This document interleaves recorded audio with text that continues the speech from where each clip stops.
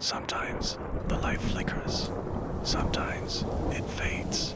Sometimes it goes out altogether. The first thing to do, pause. Don't rush. Don't panic.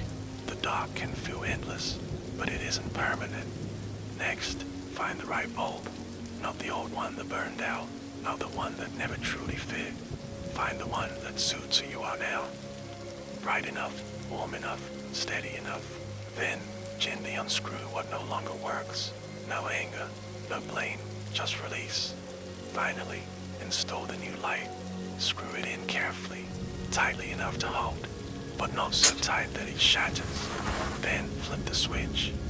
Even a single bulb can scatter the dark. Even a single light can remind you, you were never really alone. The power was always waiting for you to try again. Ruminate. The space between thought and transformation.